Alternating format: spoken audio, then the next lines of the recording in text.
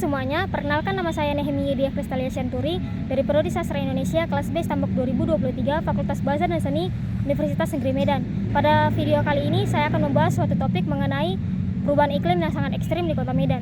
Video ini saya kerjakan untuk memenuhi tugas proyek pada mata kuliah retorika yang diampu oleh dosen pengampu Bapak Hendra Kurnia Pulungan. Belakangan ini, Kota Medan mengalami perubahan iklim yang sangat ekstrim seperti suhu yang tinggi yang menyebabkan cuaca menjadi sangat panas dari sinar matahari, dan adanya intensitas curah hujan yang sangat tinggi telah menjadi suatu isu yang semakin mendesak yang perlu mendapatkan perhatian besar bagi masyarakat Kota Medan. Dengan suhu yang meningkat drastis serta curah hujan yang tinggi, masyarakat menghadapi berbagai tantangan khususnya dalam kesehatan. Cuaca ekstrim ini memberikan banyak dampak negatif yang mengganggu aktivitas masyarakat di Kota Medan. Suhu yang sangat tinggi dapat memicu berbagai penyakit seperti sakit kepala serta pusing. Tak hanya itu saja, curah hujan yang lebat dapat memicu berbagai penyakit seperti pilek, batuk, dan demam. Tak hanya itu saja, genangan air dari hujan ini dapat menjadi sarang bagi nyamuk untuk berkembang biak yang menyebabkan potensi adanya penyakit seperti demam berdarah serta malaria. Akibat dari cuaca ekstrim ini dapat menyebabkan peningkatan kasus bagi masyarakat yang semakin mengkhawatirkan bagi masyarakat Kota Medan yang dapat mengganggu aktivitas kita sehari-hari. Berikut ini saya akan menjelaskan beberapa faktor yang menyebabkan adanya perubahan cuaca ekstrim ini. Yang pertama, adanya emisi gas rumah kaca. Kegiatan industri seperti pabrik dan transportasi yang kita gunakan sehari-hari menghasilkan emisi CO2 dan gas rumah kaca lainnya yang berkontribusi pada pemanasan global. Yang kedua, adanya deforestasi. Penebangan hutan secara ilegal mengurangi kapasitas bumi untuk menyerap CO2 yang memperparah akibat efek rumah kaca. Yang ketiga, adanya urbanisasi.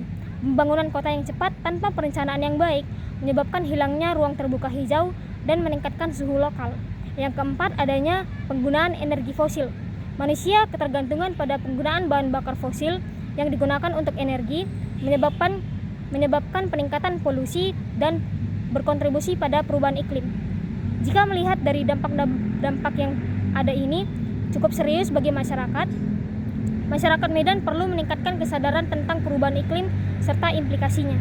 Solusi seperti apa yang dapat kita lakukan? Yang pertama adalah edukasi masyarakat. Kita perlu mengadakan pelatihan untuk mengetahui dampak perubahan iklim serta pentingnya menjaga kesehatan di tengah kondisi cuaca yang tidak menentu ini.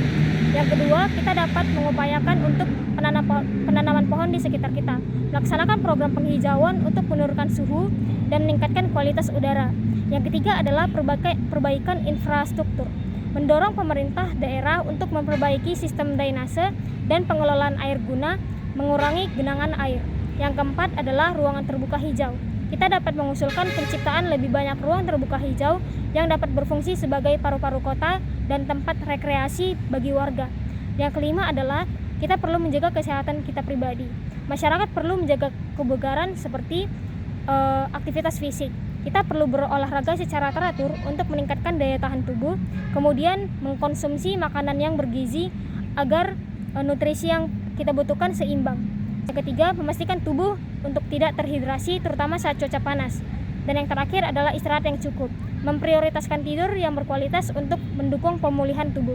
Perubahan iklim ini memerlukan respon yang cepat dan tepat dari seluruh masyarakat dengan kolaborasi dan kesadaran yang tinggi. Masyarakat Medan dapat menghadapi tantangan ini dan berupaya untuk menciptakan lingkungan yang lebih sehat dan berkelanjutan.